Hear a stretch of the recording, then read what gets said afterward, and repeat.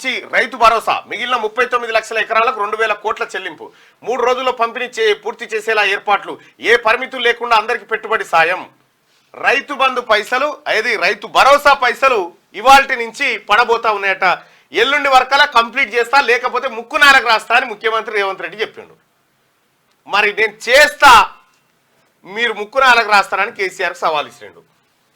పరిమితులు ఏం లేవంట పరిమితులు ఏం లేవు ఇన్ని ఎకరాలకే ఇస్తాం ఇట్లా అది ఏం లేదు ఎంతమంది రైతులు ఉంటే అంతమందికి ఇవాళ నుంచి పడబోతా ఉన్నాయి యాసంగి సీజన్లో మిగిలిపోయిన రైతు భరోసా బకాయిలను సోమవారం నుంచి పంపిణీ చేసేందుకు రాష్ట్ర ప్రభుత్వం ఏర్పాటు చేసింది ఖజానాలోని నిధులను సర్దుబాటు చేసి తక్షణమే రైతు భరోసా బకాయిలు చెల్లించాలని సీఎం రేవంత్ రెడ్డి ఆదేశించడంతో అధికారులు ప్రక్రియకు శ్రీకారం చుట్టారు ఇప్పటికే 111 లక్షల ఎకరాలకు రైతు భరోసా పంపిణీ పూర్తి చేసింది సోమవారం నుంచి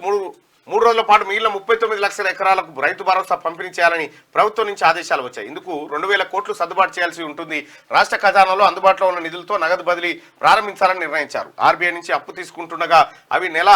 ఈ నెల 7వ తేదీన ప్రభుత్వ ఖాతాలో జమ కానున్నాయి ఆలోపే రైతు భరోసా చెల్లింపులు ప్రారంభించాలని ఆర్థిక శాఖకు ఆదేశాలు వెళ్ళినాయి మొత్తానికి రైతులకు పడాల్సిన పైసలు ఇవాళ రేపు ఎల్లుండి పడబోతా ఉన్నాయి ఖతమైపోతుంది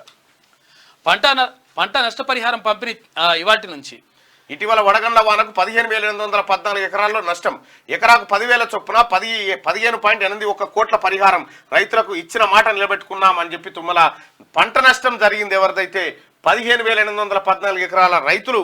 పంట నష్టం జరిగింది ఒక్క ఎకరాకు 10,000 చొప్పున తెలంగాణ రాష్ట్ర ప్రభుత్వం ఆ రైతులకు ఇవాల్టి నుంచి పంట నష్ట పరిహారం అందించబోతా ఉంది